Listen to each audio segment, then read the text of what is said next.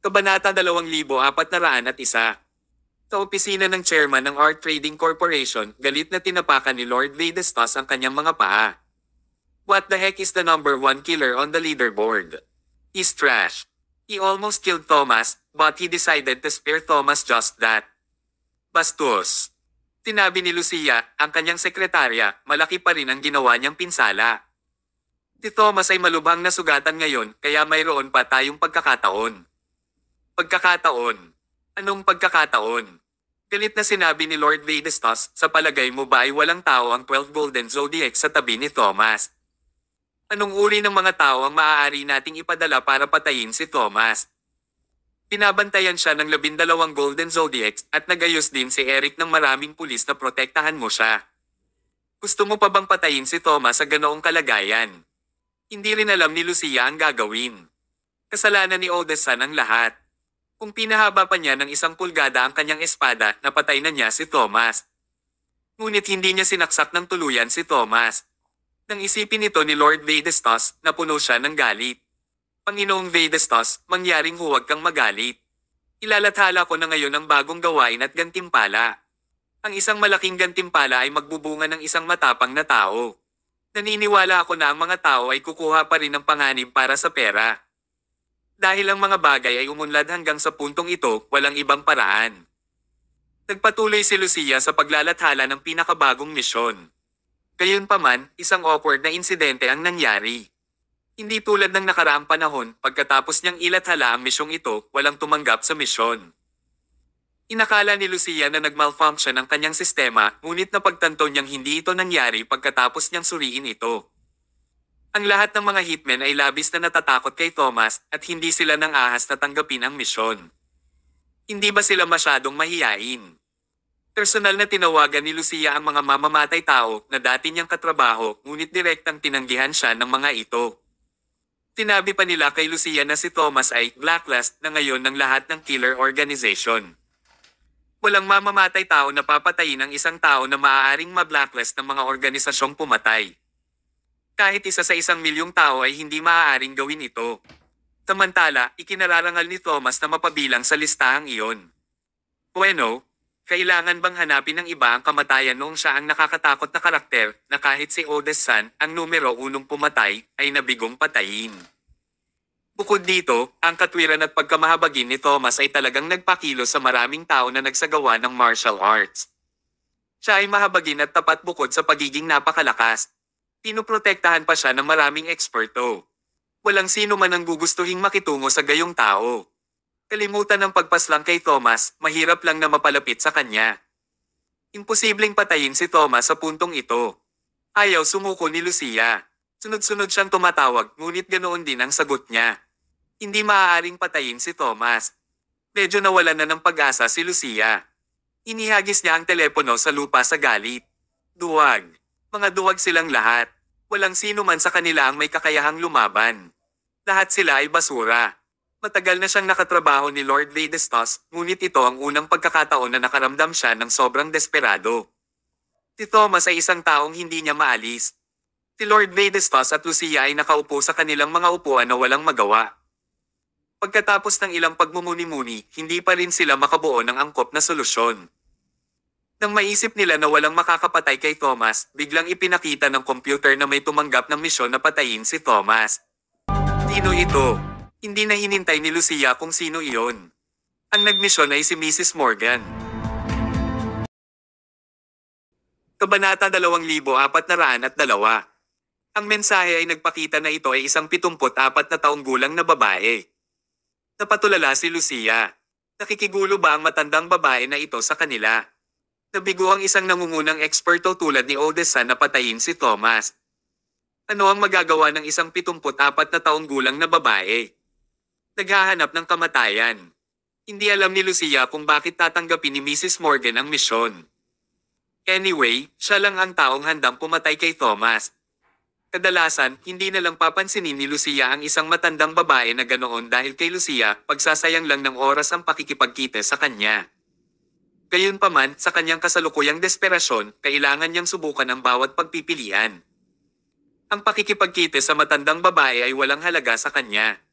Kaya naman, inimbitahan ni Lucia si Mrs. Morgan over at tinanggap ang matandang babae sa meeting room ng kumpanya. Dumating din si Lord Vedastas upang tingnan ang sitwasyon. Pagkatapos nilang magkita ay napabuntong hininga si Lucia. Si Mrs. Morgan ay eksakto tulad ng inilarawan sa kanyang impormasyon. Siya ay matanda at kuba. Isa pa, nahihirapan siyang maglakad. Nagpalitan ng tingin sina Lucia at Lord Vedastas at sabay na umiling. Maaari bang patayin ng matandang babae si Thomas? Mapapagod siya sa paglalakad pa lang, hindi ba? Pinigilan ni Lucia ang kanyang inis at tinanong, Mrs. Morgan, sigurado ka bang hindi ka nagkamali sa pagtanggap sa misyon na patayin si Thomas? Tumanggo ang matandang babae at mariing sinabi, oo, papatayin ko si Thomas para sa iyo. Para sa gantimpala ko, kailangan mong ibigay sa akin ang Art Trading Corporation. Umalaklak si Lucia bilang pagbibitiw at umiling. Mrs. Morgan, matanda ka na. Bakit nananaginip ka pa? Tumingin sa iyo. Halos hindi ka na makalakad, pero gusto mo pa ring patayin si Thomas. Sa tingin mo posible ba? Pinandilatan ni Mrs. Morgan si Lucia at ninisyan. Young lady, you should never judge a book by its cover. Oo, matanda na ako, at mahirap para sa akin na maglakad, kaya natural na imposible para sa akin na patayin si Thomas. Hinding-hindi ako maaaring maging kalaban ng isang top expert na tulad nito. Thomas, kahit na ako ay nasa 20s, mas mababa ngayon, sabi niya. Kaya bakit siya nagpumilit na patayin siya? Pinaglalaroan ba niya sila? Nagpahayag ng galit si Lucia sa kanyang mukha at hinampes pa ni Lord Vedastas ang kanyang kamay sa mesa. Tinasayang mo ang oras namin. Umalis ka, siya ay sumigaw. Itataboy na sana nila si Mrs. Morgan, bigla niyang sinabi, actually, gusto mo lang mamatay si Thomas. Hanggat mapapatay ko si Thomas, bakit ako pa ang pumatay sa kanya? Napakaraming bantay sa paligid. Thomas, kaya imposibleng may makalapit sa kanya. Lohika lang sinabi niya. Tumalikod si Lord Vedastas, tinitigin siya, at nagtanong, ano pa ang maaari nating gawin maliban sa pagpatay sa kanya? Lasunin siya o atakihin siya ng puwersa. Sa tingin mo, posible ba ang mga estratehiyang iyon? Ang pagkalason sa kanya ay imposible. Si Thomas ay isang dalubhasa sa medisina, at maraming tao sa paligid niya ang sisiguraduhin na susuriin ang lason, kaya walang pagkakataon para doon. Tungkol naman sa pag-atake ng puwersa. Kalimutan mo na lang.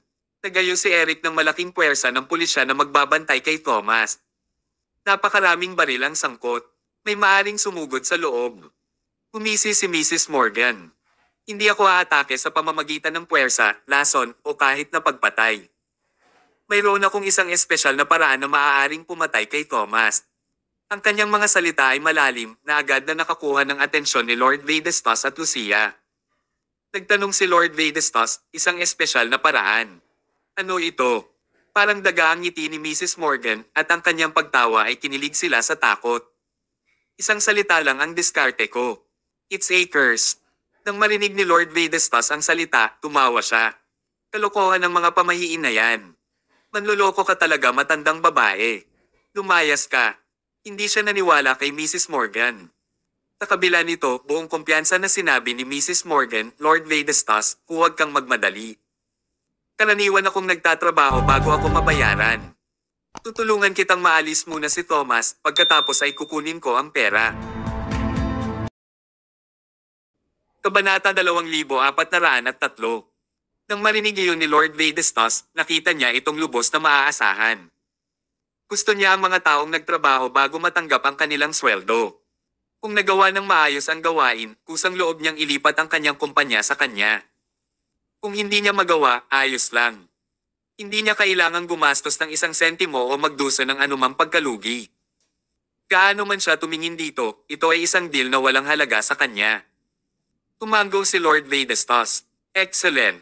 Gawin mo ang gusto mo. Gaano katagal bago natin makita ang resulta?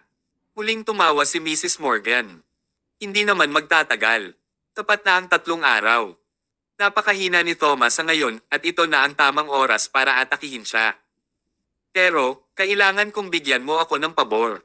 Baka hindi ko magawa at hawakan mo mag-isa. Ano yon? Sabihin mo sa amin. Kailangan ko si Thomas ng petsa ng kapanganakan at isang patak ng kanyang dugo. Tumingin si Lord Vedastas kay Lucia. Maaari mo bang makuha ang dalawang bagay na iyon? Tumango si Lucia. No problem. I gathered Thomas' information long time ago, and I already have his birth date. Hindi rin naman mahirap kumuha ng patak ng dugo mula sa kanya. Kailangan niyang nasa ospital para makatanggap ng maraming paggamot at pag-aalaga araw-araw, kaya kailangan nilang kumukuha ng dugo niya halos araw-araw. Dahil napagdesisyonan na ang plano, sinabayan na lang nila ito. Wala pang kalahating araw, nakuha na nila ang blood sample ni Thomas. Pumiling si Mrs. Morgan ng isang bakanting silid at espesyal na inihanda ito ni Lord Vedastas para sa kanya. Nagtayo pa siya ng altar at inilagay ang mga ulo ng baboy, baka at kambing sa altar gaya ng itinuro niya. Pagkatapos, isang madilim na dilaw na papel na anting-anting ang inilagay sa silid at isang pangmatagalang lampara ang inilagay sa lupa ayon sa posisyon ng Big Dipper. Ang silid ay madilim at hindi kapani-pani, walang kitikot-takot. Ang pagtingin dito mula sa pasukan ay sapat na upang bigyan ng sino man ng goosebumps, lalo na ang paglalakad sa gayong silid. Nagsuot ng gown si Mrs. Morgan at may hawak na espadang kahoy habang naglalakad papasok. Naglabas siya ng kaunting panakot sa kanyang gown na inihanda niya ng maaga. Pagkatapos, gumamit siya ng tinta panulat para isulat ang kaarawan ni Thomas sa dilaw na anting-anting bago niya ito idinikit sa panakot. Sa huli, ibinuhos niya ang dugo ni Thomas sa ulo ng panakot. Nang handa na ang lahat, sinimulan ni Mrs. Morgan ang seremonya. Gumagawa siya ng nakakatakot na sayaw habang bumubulong sa sarili. Walang nakakaalam kung ano ang ibinubulong niya dahil hindi siya marinig ng malinaw. Nakalugay ang kanyang buhok at nakakatakot ang kanyang mukha. Maraming bagay na ang naranasan ni Lord Vedastas sa kanyang buhay, ngunit nakaramdam pa rin siya ng malamig na panginginig sa kanyang gulugod. Tumalikod siya at sinulyapan si Lucia. Pagkatapos, napagtanto niyang napaatras na si Lucia na may maputlang kutis. Wala siyang planong maging mas malapit. Ang sitwasyon ay tumagal ng wala pang 20 minuto. Kawakas natapos na ang sayaw ni Mrs. Morgan, pagod na pagod siya. Hirap na ang matandang babae na maglakad, huwag na lang mag-sayaw at kumanta ng ganoon katagal. Ibinaba ni Mrs. Morgan ang kahoy na espada. Sumunod, itinali niya ang isang pulang lubad sa leeg ng panakot bago siya tumayo sa isang bangkito at isinabit ang panakot sa kawit na inihanda niya kanina. Pagkatapos, sinindihan niya ang 6 na makakapal na kandila sa paligid nito at ginamit ang usok para mapausok ang panakot. Tapos na. Maingat na bumaba si Mrs. Morgan sa stool at kumaway sa 2 tao sa labas ng kwarto. Nahawakan ko na ang lahat. Pwede ka nang pumasok. Nagkatinginan sina Lord Vedastas at Lucia bago sila magkasunod na pumasok sa silid. Pagpasok pa lang nila sa silid, nakaramdam sila ng nakakatakot at nakakatakot. Nakaramdam sila ng hindi maipaliwanag na lamig. Tinadya ni Lord Vedastas na tumahimik para bigyan ng lakas ng loob ang sarili bago niya sinabing, Mrs. Morgan, nabanggit mo na nahawakan mo na ang lahat. Ano ang ibig mong sabihin? Itinuro ni Mrs. Morgan ang nakasabit na panakot at nagpaliwanag, nilagyan ko na ng sumpa si Thomas at mamamatay siya sa loob ng 3 araw. Isa pa, mamamatay siya dahil sa napakaraming usok sa kanyang baga na haharang sa kanyang mga daanan ng hangin. Gaano man nila siya suriin, hindi nila malalaman ang dahilan kahit paano nila subukang iligtas siya, mabibigo sila. Ganoon kaya ko, Jose. Napalunok si Lord Vedastas. Palagi niyang naririnig ang kasabihan na, ang mga Panginoon ay kabilang sa mga karaniwang tao, at sa wakas ay nakilala niya ang isa ngayon. Napakaganda. Hindi pa niya nakita o narinig ang tungkol sa ganitong paraan ng pagpatay ng tao. Kung talagang gumana ito, magiging hindi ka panipaniwala. Lihim na naisip ni Lord Vedastas, kailangan kong itago ang petsa ng aking kapanganakan, at hindi ko maaaring hayaang kunin ng iba ang aking dugo. Kung hindi, maaari akong patayin ng iba nang hindi ko namamalayan. Mrs. Morgan, sigurado ka bang gagana ito? Tumawa si Mrs. Morgan. Malalaman mo kung gumagana o hindi sa loob ng 3 araw. Sige. Kahit anong mangyari, kailangan nilang pretuhin si Mrs. Morgan na parang VIP sa susunod na 3 araw. Si Lord Vedastas ay hindi rin nakalaan tungkol dito. Hiniling niya sa kanyang mga tao na kumuha ng presidential suite sa isang 5-star hotel at nagkakahalaga ito ng hanggang $10,000 bawat araw. Tinagot niya ang lahat ng gastusin sa pamumuhay ni Mrs. Morgan at pinaglingkuran siya ng lubusan. Parang tinatrato niya ang sarili niyang ina. Sa VIP ward ng Caring Hospital, pagkatapos ng paulit-ulit na pagpapagamot ni Thomas, unti-unti siyang gumaling. Siya ay isang malusog na tao sa simula at ginamit din niya ang mga karayom upang tumulong sa kanyang sariling paggaling. Sa loob lamang ng ilang araw, naka-recover na siya ng halos 50%. Siya ay ganap na gagaling sa isang linggo. Habang ang lahat ay nakaramdam ng saya tungkol dito, isang aksidente ang nangyari. Si Thomas ay namamasyal sa hardin ng ospital at tinitingnan ang mga bulaklak sa araw habang sinasamahan siya ng Pisces.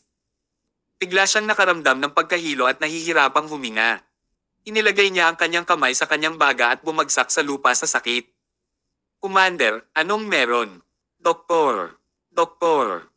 Inakala ng Pisces na kumikilos na ang mga pinsala ni Thomas, kaya agad niyang pinasugod ang mga doktor at nurse. Pagkatapos ay ipinadala nila si Thomas sa emergency room para sa intensive care. Kakaiba, ang sanhi ng kanyang sakit ay hindi ang kanyang mga lumang pinsala. Lumabas ang doktor sa emergency room at mukhang medyo problemado habang sinasabi niya, Pisces, may problema. Ano ito? May nangyari sa baga ni Mr. Mayo. Pakiramdam niya ay napuno o nasusunog ang kanyang mga baga, ngunit paulit-ulit namin siyang sinuri. Walang anuman sa kanyang baga. Yung baga niya. Bakit kaya may sira sa baga niya? Hindi naiintindihan ng Pisces. Hindi ba niya sinaktan ang puso niya? Bakit ito nakakaapekto sa kanyang mga baga? Hindi rin maintindihan ng doktor kung ano ang nangyayari. Ang buong bagay ay isang misteryo na nag-iwan sa kanila ng tuliro. Kabanata 2404. Lumalala ang kalagayan ni Thomas at agad itong nakakuha ng maraming atensyon. Lahat ng tao sa Celandine City ay nagbigay pansin sa malaking balita. Inimbitahan ng Pisces ang pinakamahuhusay na doktor mula sa buong mundo, ngunit wala sa kanila ang magagawa. Sa katunayan, si Thomas mismo ang pinakamahusay na doktor. Gayunpaman, kahit si Thomas ay hindi nakapagbigay ng isang plano sa paggamot para sa kanyang sarili, pabayaan ang iba. Sa isang iglap, medyo madilim ang langit sa Celandine City. Kinabahan at balisa ang lahat. Kung magpapatuloy ito, baka may mangyari kay Thomas at mamamatay siya. Ang gayong kakilakilabot na mga kalagayan ay nagpatuloy mula araw hanggang gabi at gabi hanggang araw. Lumipas ang 2 araw, ngunit hindi pa rin nagpakita ng anumang improvement si Thomas. Ang kanyang kutis ay naging lubhang madilim at siya ay naghihingalo. Kawakas, madaling araw ng 3 araw, nahinga si Thomas at namatay. Iniwan niya ang mundo ng mga buhay. Ang Diyos ng digmaan ay namatay ng malungkot ng walang dahilan. Ang balita ng pagkamatay ni Thomas ay pumulo sa mga headline ng lahat ng mga pahayagan at ang mga tao sa Celandine City ay nagluksa sa kanyang pagkamatay. Si Eric, ang pinuno ng distrito, ay nagayos pa ng isang maluhong seremonya ng libing para kay Thomas. Kawawa naman. Ang kabaong ni Thomas ay dinala sa kahabaan ng pangunahing kalye at magkabilang gilid ng kalye ay puno ng mga taong nagpapaalis sa kanya. Nakahiga si Thomas sa loob ng kape at ang mga tao ay dumating upang tingnan siya sa huling pagkakataon. Sa tuwing malungkot ang ilang tao, ang iba naman ay magiging masaya. Ang pinakamasayang tao ay si Lord Vedastos. Tumayaw siya sa kanyang opisina sa tuwa. Patay na sa wakas ang nakakainis na brat na iyon. Noon lamang napagtanto ni Lord Vedastos na si Thomas ay isang normal na tao lamang at maaari siyang talunin. Maaari rin siyang magkasakit at mamatay. Napakaganda. Talagang kamangha-mangha ang magic ni Mrs. Morgan. Maganda ang pakikitungo ni Lord Vedastos kay Mrs. Morgan na parang isang VIP at tinanong niya ito kung saan siya natutong maglagay ng sumpa. Napangiti ng mahina si Mrs. Morgan na hindi sumasagot. Paano niya nasabi sa iba ang tungkol sa kanyang sumpa? Hindi siya nagsalita tungkol sa sumpa. Sa halip, sinabi niya kay Lord Vedastos, hindi kita tinulungan ng libre. Mangyaring tandaan ang iyong pangako. Ngayong napatay ko na si Thomas, ang Art Trading Corporation ay pag-aari ko. Tinapik ni Lord Vedastos ang kanyang dibdib. Walang problema. Pag-aari mo ang Art Trading Corporation. Sa makatuwid, sa hapunan ng piging, nilagdaan ni na Lord Vedastos at Mrs. Morgan ang isang kasunduan sa paglipat kung saan inilipat niya ang Art Trading Corporation sa kanya. Mula noon, naging chairman ng Art Trading Corporation si Mrs. Morgan. Tapos na ang panahon ni Lord Vedastos. Noong gabing iyon, nalasing ng husto si Lord Vedastos. Iniwan niya ang Art Trading Corporation kung ano man ang pera niya na hindi naman kalakihan. Nagpaalam siya sa lugar na pinaghirapan niya sa buong buhay niya. Pagkatapos ay nanatili siya sa isang 5-star hotel. Nakahiga sa kama, naalala ni Lord Vedastas ang kanyang nakaraan at hindi sinasadyang lumuha. Hindi niya alam kung paano ilalarawan ang kanyang buhay. Siya ay nagtrabaho ng husto para sa kanyang buhay, ngunit walang natira sa huli.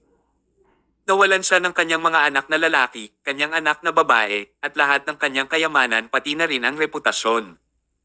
Ano ang isinakripisyo niya sa buong buhay niya? Hindi niya alam. Wala siyang sagot.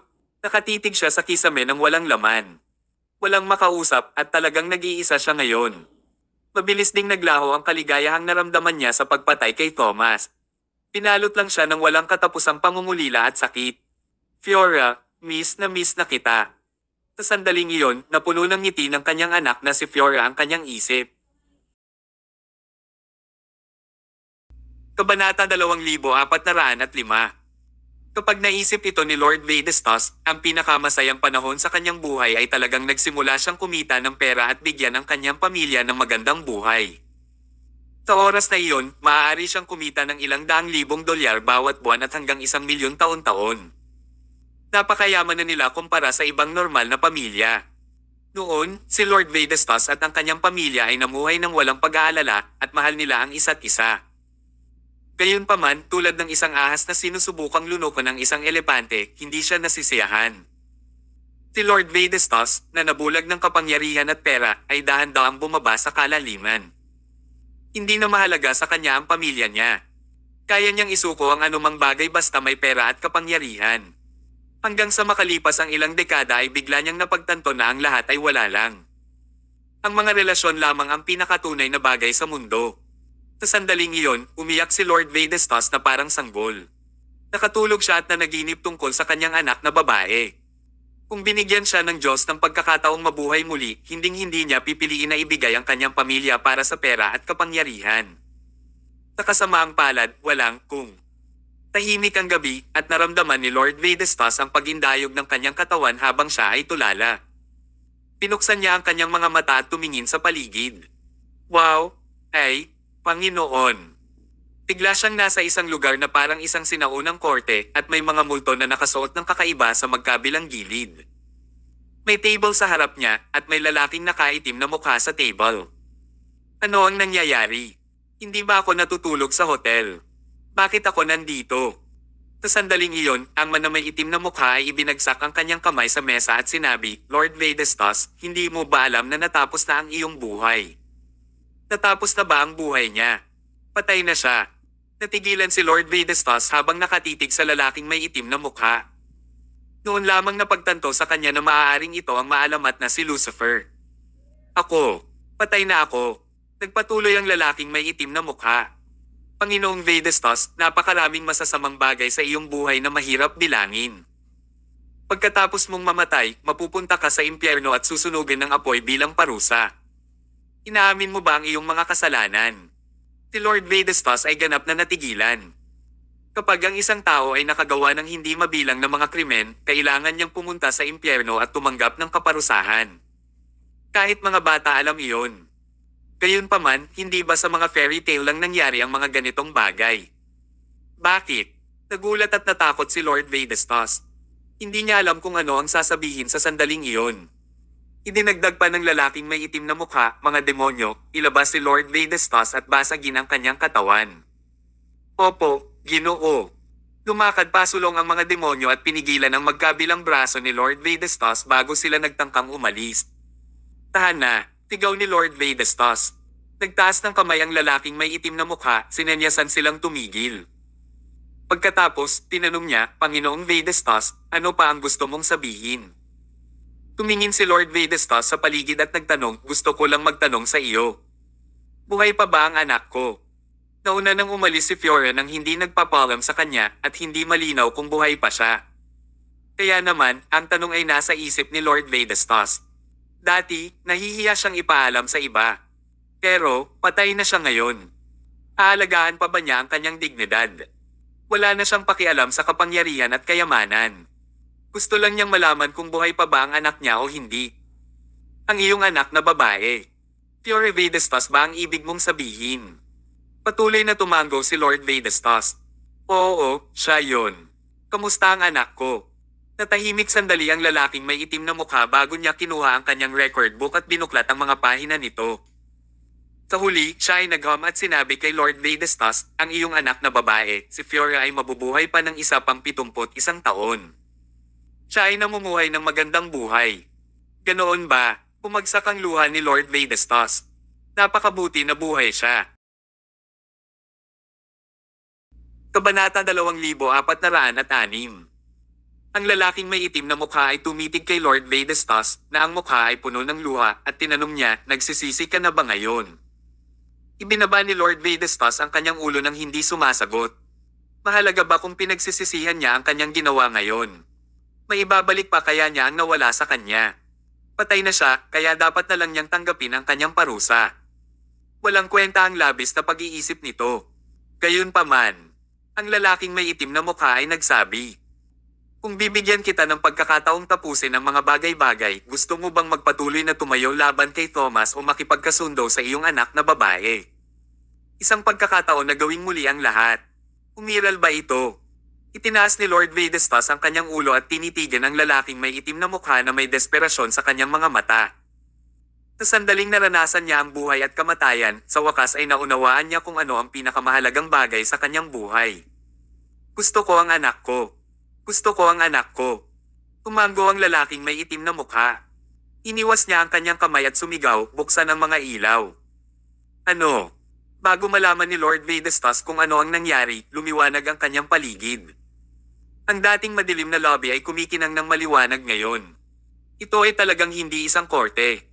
It was just a set in a studio like those in the movies. Ang mga demonyong iyon, ang lalaking may itim na mukha, at ang mga gwardya ay mga taong naka-costume. Ibig sabihin peke sila. Si Lord Vedastas ay agad na nawala ng mga salita. Ano ang nangyayari? Umalaklak ang isang lalaking may balbas at sinabing, mga artista kami ng opera mula sa lungsod ng Celandine. May nagbayad sa amin para gumanap sa eksenang ito. Lord Vedastas, pasensya na kung nasaktan ka namin. Ito ay isang dula. Galit na galit si Lord Vedastas. Kinilabutan siya ng husto, ngunit nauwi lang sa isang dula. Sino ang immoral na salarin? Sino ang gumawa ng eksenang ito? Galit na sinaway sila ni Lord Vedastas. Ako iyon. Sa sandaling iyon, isang boses ang nagmula sa likod ng puting screen. Nang marinig ni Lord Vedastas ang boses, nabigla siya. Hindi siya maaaring mas pamilyar sa boses na ito. No way, imposible. Tumingin si Lord Vedastas sa labas ng screen at isang tao ang lumabas mula sa likuran. Oo, si Thomas, na dapat ay patay na. Siya ay buhay. Napatulala si Lord Vedastas. Demonyo ka ba? Bakit hindi ka mamatay? Sabi ni Thomas, dahil hindi ako dapat mamatay. Inimbitahan ko ang mga profesional na aktor na ito na kumilos para sa iyo. Ang lahat ay isang gawa, kabilang ang appointment ng doktor, ulat ng balita sa funeral car na dumadaan sa mga lansangan, at mga umiiyak na tao. Ngunit walang rehearsal para sa malaking eksena, at ginawa nila ang lahat sa lugar. Naubos nito ang maraming pera ko. Maayos ba talaga si Thomas? Kaya, ang problema sa kanyang baga ay peke rin. Ang kanyang mga baga ay ganap na maayos. Ang kanyang matinding karamdaman at kamatayan ay bahagi lamang ng isang taktika para lokohin si Lord Vedastas. Thomas Mayo, bastos ka. Hindi naintindihan ni Lord Vedastas at pumutol siya. Hindi ba't isinumpa ka ni Mrs. Morgan at hindi ba dapat mamatay ka sa loob ng 3 araw? Tumawa si Thomas. Lord Vedastas, kami ay mahinhin na tao. Naniniwala ka ba sa mga feudal na pamahiin tulad ng mga sumpa? Siya ba ang Mrs. Morgan na sinasabi mo? Pinalakpakan niya ang kanyang mga kamay at ainalalayan ng Pisces ang isang matandang babae mula sa likod ng screen. Si Mrs. Morgan ang naglagay ng sumpa. Nang makita ni Lord Vedastas na kasama ni Mrs. Morgan sina Pisces at Thomas, naunawaan niya ang lahat. Naisip niya na magkatrabaho sila. Kabanata 2407. Anong klaseng kalokohan ang sumpang iyon? Ito ay kalokohan lamang. Umiling si Lord Vedastas at tumawa bilang pagbibitiw. Tulala talaga siya. Naniniwala talaga siya sa mga kalokohang parang sumpa. Sinabi ni Thomas, kapag ang mga tao ay napaatras sa isang sulok at naubusan ng mga pagpipilian. Maniniwala sila sa anumang bagay. Ito ang parehong dahilan kung bakit ang ilang mga tao ay nagtitiwala sa mga maliliit na patalastas na iyon sa mga poste ng telepono. Ito ay dahil gusto lang nilang kunin ang kaunting pag-asa. Ayaw nilang mawala ito kay Lord Vedastas, tao ka lang. Nang mabaygo si Odes Sansolis na patayin si Thomas, nawala ng pag-asa si Lord Vedastas. Akala niya walang makakapatay kay Thomas. Pero biglang sumulpot si Mrs. Morgan. Kadalasan, hindi maniniwala si Lord Vedastas sa isang tulad ni Mrs. Morgan na nagsasabing kaya niyang pumatay ng isang tao na may sumpa. Itataboy lang niya. Gayunpaman, sa kanyang panahon ng desperasyon, si Mrs. Morgan ang naging tanging pag-asa ni Lord Vedastas. Alam niyang imposible iyon pero pinili pa rin niyang magtiwala rito. Ito ay isang walang magawa na pagpipilian. Tinarget ni Thomas ang kahinaan ni Lord Vedastas, alam na pipiliin ni Lord Vedastas na paniwalaan si Mrs. Morgan sa puntong iyon.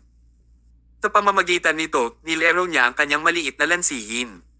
Tinalakay na ni Thomas ang plano kay Mrs. Morgan mula pa noong una. Habang nilinlang ni Mrs. Morgan si Lord Vedastas sa pamamagitan ng paggamit ng sumpa para saktan si Thomas, nagpanggap siyang nagkasakit ng malubha at namatay. Mukhang pinatay talaga ni Mrs. Morgan si Thomas. Isinagawa nila ito ng maayos at nakamit nila ang kanilang layunin. Matapos patayin ni Mrs. Morgan si Thomas, matagumpay niyang kinuha ang Art Trading Corporation ni Lord Vedastas. Ang asset na nagkakahalaga ng hanggang $10 billion ay napunta kay Mrs. Morgan at nakatulong din ito kay Thomas na alisin ang isyu sa gantimpala. Pinatay nila ang 2 ibon gamit ang isang bato. Kawawang Panginoong Vedastas. Naloko siya mula umpisa hanggang dulo. Kinagat niya ang kanyang mga ngipin at ang kanyang mga mata ay namula. Naglabas siya ng masamang aura na nagpapahiwatig na gusto niyang labanan si Thomas hanggang sa kamatayan. Gayunpaman, mahinahong sinabi ni Thomas, Lord Vedastas, hindi mo kailangang magalit. Ang pagbibigay ng Art Trading Corporation kay Mrs. Morgan ay ang pinakamahusay na desisyon na maaari mong gawin. Kung iiwan mo sa iyong mga kamay. Ang Art Trading Corporation ay mawawala sa mundo sa wala pang isang buwan. Ngayon ay pagmamayari na ni Mrs. Morgan at ang $10 billion na asset ay itinuturing na protektado. At saka, may ibang identity si Mrs. Morgan na hindi mo alam. She's an official staff member of the World Charity Organization. With the money, she can help fund poor children and lonely senior citizens in a better way. Napakabuti na ang pera mo ay gagamitin sa kawang gawa. Si Lord Vedastas ay nagalit. Wala siyang pakialam na kinuha na ni Mrs. Morgan ang kumpanya niya at wala rin siyang pakialam sa pera. Nagalit siya dahil niloko na naman siya ni Thomas. Tulala talaga siya kay Thomas. Una nang inanunsyo ni Lord Vedastas ang Art Trading Corporation bilang isang gantimpala sa pag-asang may hahakbang at papatay kay Thomas dahil sa mataas na halaga nito. Gayunpaman, ang mga bagay ay naging ganap na naiiba. Natapos ang pakikipagtulungan ni Thomas kay Mrs. Morgan. Ang isa ay nagpanggap na pumatay, habang ang isa ay piniling kumilos at peking kamatayan. Tinakaw ng dalawa ang Art Trading Corporation ng walang manpower. Ang pag-iisip tungkol dito ay ikinainis ni Lord Vedastas at naikuyom niya ang kanyang mga kamao. Thomas Mayo, kakatawa ka. Mawalan man ako ng buhay, ipaglalaban kita hanggang kamatayan ngayon. Nang malapit na siyang makipaglaban, biglang nagtanong si Thomas, hindi mo ba namimiss ang iyong anak? Anak na babae. Biglang huminto sa paglalakad si Lord Vedastas. Ano? Ano ang ibig mong sabihin? Sinabi ni Thomas, Panginoong Vedastas, sa palagay mo bakit ko ginawa ang lahat ng ito? Kung gusto ko lang na paalisan ka, marami pa akong ibang paraan. Bakit ako magsisikap na likhain ang eksenang ito? Ang lakas ng pakiramdam mo kanina. Nakalimutan mo na ba? Ang reputasyon at kayamanan ay hindi nangangahulugan ng isang bagay. Nawala sa iyo ang lahat. Hindi ba dapat mas mulat ka sa kung ano ang tunay mong ninanais? Ganoon ba talaga kaimportante ang sama ng loob mo? May second chance ka na sa buhay ngayon. Nakalimutan mo na ba yung sinabi mo kanina? Kabanata 2408. Nagulat si Lord Vedastas kay Thomas. Ilang sandali siyang nawala ng masabi dahil hindi niya alam ang isasagot. Oo, ngayon lang niya naalala ang sinabi niya kanina. Nabitawan na niya ang puot, ngunit nang makita niyang muli si Thomas, hindi niya naiwasang muling mag-alab ang puot na iyon. Mahirap ba talagang baguhin ang pagkatao ng isang tao? Anong gagawin ko? Ano ba talaga ang dapat kong gawin? Luhaang nagreklamo si Lord Vedestos na parang bata. Wala na siyang ugali ng isang hari at para na lang siyang nag-aaral na bumagsak sa kanyang mga pagsusulit. Sa sandaling iyon, isang figure ang lumabas at tahimik na lumapit sa tabi ni Lord Vedestos. Inilagay ng figure ang isang kamay sa kanyang balikat. Tatay. Isang salita. Isang salita lang ay sapat na para manginig si Lord Vedestos. Inangat niya ang ulo niya at idinilat ang mga mata para titigan ang taong nasa harapan niya. Pagkatapos, nagulat siya nang matuklasan na ang taong nakatayo sa kanyang harapan ay walang iba kundi ang kanyang anak na babae, si Fiora, na lagi niyang iniisip. Fiora! Fiora! Panaginip ba ito? Tinurot ni Lord Vedestos ang mukha niya. Masakit kaya hindi ito panaginip. Tuwang-tuwang niyakap ng matandang ama si Fiora. Ang lahat ng kanyang puot, katanyagan, at lahat ng kanyang minamahal ay naglaho sa hangin habang ang mga luha ay pumatak. Sa mga sandaling ito, gusto na lang niyang yakapin ng mahigpit si Fiora at huwag nang maghihiwalay sa buong buhay niya. Ang pagmamahal sa pamilya ay nagtagumpay sa lahat. Umiyak siya ng matagal. Isang napakatagal na panahon. Itinuring siya ng sanlibutan bilang Diablo, ngunit maging siya, ang Diablo, ay may panig na maaaring magpaiyak sa isang tao. Nakahinga ng maluwag si Thomas at tahimik na tumingin sa mag-ama na nasa harapan niya. Hindi niya maiwasang isipin ang sarili niyang anak, si Abigail, na nasa Southland District pa. Si Thomas ay isang ama rin. Nagkaroon din siya ng anak na babae. Nang makita niya ang eksenang ito, hindi niya maiwasang makiramay. Pagkaraan ng mahabang panahon, binitawan ni Lord Vedestos si Fiora. Sa sobrang tuwa niya ay hindi siya makapagsalita. Sa kabaligtaran, si Fiora ay tila mas kalmado. Sabi niya, "Tay, umalis na tayo sa Celandine City. Mula ngayon, hindi na natin kailangang bumalik sa malungkot na lugar na ito." Walang sinabi si Lord Vedestos at tumango lang ng mariin. Nawala ang galit niya kay Thomas. Sa halip, gusto niyang pasalamatan si Thomas. Gusto niyang pasalamatan si Thomas sa pagtulong sa kanya na mahanap ang nawawala niyang anak. Umalis sina Lord Vedestos at Fiora na magkahawak kamay, tulad ng kung paano niya hinawakan ang kamay ng kanyang anak noong siya ay batang babae pa lamang. Ang kanilang mga galaw ay kasing natural ng paghinga. Nang makitang umalis ang dalawa, sa wakas ay nakahinga ng maluwag si Thomas. Sa wakas tapos na. May ngiti din sa mukha ni Thomas. Gusto na niyang umuwi at makita ang kanyang asawa at anak. Maging si Lord Vedestos ay nakipaglaban, kaya't ang Locke ay tunay na nakahiwalay ngayon. Naniniwala ako na ang sakuna na ito ay malapit ng matapos. Dapat makakauwi na ako agad, diba? Sa sandaling iyon, nakatanggap si Thomas ng tawag mula kay Eric, ang pinuno ng distrito. Nais niyang pag-usapan ang isang malaking bagay kay Thomas. Hindi maginhawang makipag-usap sa telepono, kaya kinailangan nilang magkita ng personal para makapag-usap. Alam ni Thomas na ito ay isang napakahalagang bagay, kung hindi ito seseryosohin ni Eric. Let's go and meet Mr. Wood. Kabanata 2409. Kaya, hinatid ng Pisces si Thomas sa istasyon ng pulisya, at pumasok sila sa silid ng pagpupulong na may kasamang isang pulis. Bukod kay Eric, marami pang matataas na opisyal. Ito ay makikita na ito ay isang mahalagang pagpupulong. Ang isang streamline na plano ay malamang na ipapakilala. Unang ipinakilala ni Eric si Thomas sa mga tauhan sa pinangyarihan. Sa katunayan, lahat ng naroroon doon ay pawang mga bigwig. Bukod sa mga opisyal ng Celandine City, mayroon ding ilang mahahalagang tao mula sa ibang mga lungsod. Dapat ay isang malaking bagay na ang lahat ng mga taong ito ay maupo ng magkasama at gumawa ng isang plano. Naglakad si Eric sa harapan at sinabi sa mga tao sa pinangyarihan, "Dumating na ang lahat, kaya magbibigay ako ng detalyadong paliwanag sa operasyon ng Net Holland." Ang operasyon ng netong paghakot. Bumilis ang tibok ng puso ni Thomas nang marinig ang tatlong salitang ito. Tila sapat na impormasyon ang nakuha ng opisyal. Oras na para hulihin ang biktima. Sinabi ni Eric, "Sa wakas, nakakuha kami ng sapat na impormasyon tungkol sa lahat ng puwersa ng Locke pagkatapos ng 5 taon ng pagsisiyasat." Bukod sa Celandine City, ang Locke ay may pamamahagi ng kuryente sa 17 iba pang mga lungsod, 10 nito ang may hawak ng pangkalahatang pang-ekonomiyang linya ng buhay. Sa madaling salita, mayroong 10 iba pang lungsod na katulad ng Celandine City. Ang bawat lungsod ay may organisasyon tulad ng Art Trading Corporation na nasa ilalim ng utos ng Locke. Nakakatakot talaga ang masamang organisasyong ito. Patuloy na sinabi ni Eric, ang dahilan kung bakit nagawang makawala ng Celandine City mula sa kontrol ng Locke ay salamat sa malaking tulong ni Mr. Mayo.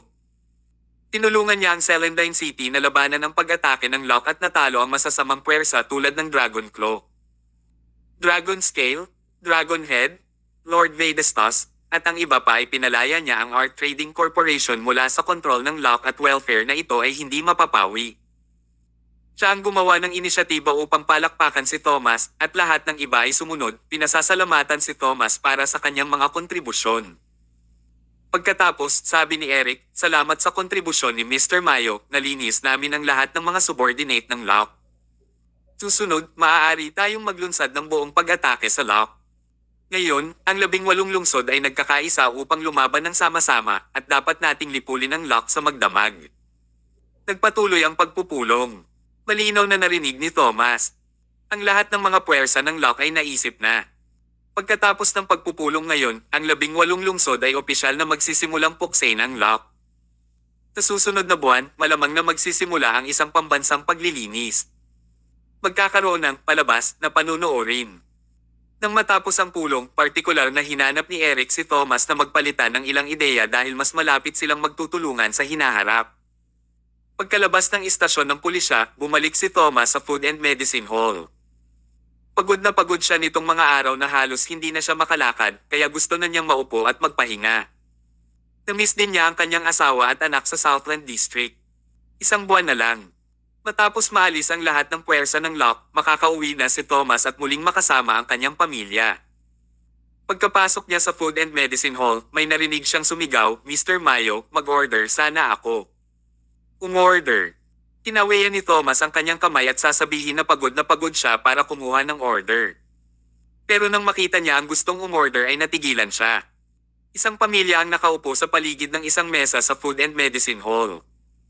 Mayroong 2 matanda, isang bata at magandang babae, at isang sanggol sa mga bisig ng babae. Ang pamilyang ito ay pamilya ni Thomas. Ang babae ay asawa rin ni Thomas na si Emma na matagal na niyang hindi nakikilala. Mahal. Nagulat si Thomas at mabilis na lumapit sa kanya. Mahal, bakit ka nandito? Tatay, nanay, bakit napunta kayong lahat sa Celandine City? Sumimangot si Emma. What's wrong? Hindi ba tayo pwedeng sumama?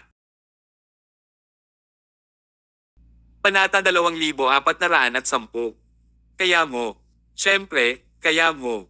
Lumapit si Thomas kay Emma na nakangiti. Hindi pinansin ng dalawa ang tingin ng lahat sa paligid at nagyakapan ng mahigpit. Hindi sila naghiwalay ng matagal. Ubo. Si Johnson, ang kanyang biyenan, ay umubo. Sige, pansinin mo ang mga larawan mo. Noon lang naghiwalay ang dalawa. Hindi na nakaramdam ng pagod si Thomas.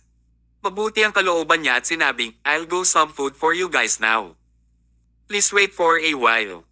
Maya-maya, naghanda si Thomas ng maraming ulam at masayang kumain ang lahat. Sa sobrang tuwa ni Emma ay muntik na siyang maiyak. Sabi niya, mahal, hindi man lang ako nakakain ng maayos noong wala ka. Grabe ang husay ni tatay sa pagluluto kaya hindi ako nakakain ng maayos sa lahat ng oras. Inilibot ni Johnson ang mga mata sa kanya. Nako, kung hindi mo gusto ang pagkain ko, huwag mong kainin sa hinaharap. Sa sandaling iyon, si Felicia, ang kanyang biyenan, ay nagtanong, Tom, kamusta ka? Ayos ka ba? Napanood namin ang balita at nabalitaan namin na patay ka na. Nagulat kaming lahat. Kaya pumunta kami upang makita kung ano ang nangyayari. Sa wakas makakahinga na kami ng maluwag pagkatapos mong makitang okay ka na. Sinabi ni Thomas, iyon ay ilang paraan lamang upang harapin ang kaaway. Masaya ang pamilya. Gayunpaman, ang gayong masasayang panahon ay nauubos. Ang isang malaking pagsasabuatan ay tahimik na umuunlad. Kinaumagahan, maagang nagising si Thomas at magpapakulo na sana ng tubig para magluto nang biglang tumawag si Eric. Tumawag siya ng madaling araw kaya dapat may apurahang bagay siya. Tinagot ni Thomas ang tawag. Hello, Mr. Wood. Ano ang problema? Tanong ni Thomas. Ang nag-aalalang boses ni Eric ay nanggaling sa kabilang dulo ng telepono. Thomas, hindi ka naman umiinom ng tubig ngayon Uminom ng tubig. Hindi niya ginawa. Hindi man lang siya nagkaroon ng panahon para magsipilyo at magbanlo ng bibig at uminom ng tubig. Hindi. Ano ang mali? Sinabi ni Eric, hindi ka dapat umiinom ng tubig. May mga problema sa tubig sa buong lungsod ngayon. Mahigit 100,000 tao ang nasa estado ng pagkalason, kaya hindi mo ito dapat inumin. Natigilan si Thomas nang marinig ito. 100,000 tao ang nalason ng sabay-sabay. Ito ay tiyak na isang pangunahing kaganapan. Sa tama, hindi ito mangyayari. Napakahigpit ng pagproseso ng inuming tubig kaya imposibleng mangyari ang ganoong bagay. Ano ba ang naging problema? Sabi ni Eric, ayusin mo muna ang pamilya mo. Pagkatapos nito, mabilis kang pumunta sa ospital para pag-aralan kung anong lason ito. Lahat tama. Matapos ibaba ang telepono, ginising ni Thomas ang kanyang pamilya at sinabihan silang huwag uminom ng tubig mula sa gripo. Kung gusto nilang uminom ng tubig, kailangan nilang inumin ang mga nakaboteng inumin sa tindahan. Nakita din ni Emma ang balita. Nagbago ang Celandine City sa magdamag. Ang pinakamalaking problema sa inuming tubig sa kasaysayan ay naganap dahil higit sa 100,000 tao ang nalason. Kung hindi nila ito malulutas, hahantong ito sa hindi mabilang na kamatayan. Kinakabahang tanong ni Emma, "Dear, what is going on? Anong klaseng lason ito?" Umiling si Thomas. "Hindi ko pa alam. I need to go to the hospital for an investigation. You guys stay in the food and medicine hall and don't go anywhere." Bago umalis, inayos ni Thomas ang isang malaking bilang ng mga nasasakupan upang protektahan ang kaligtasan ng kanyang pamilya. Pagkatapos, isinugod siya sa ospital kasama si Pisces. Sumakay na sila sa kotse. "Pisces, wala kang iniinom na tubig ha?" tanong ni Thomas.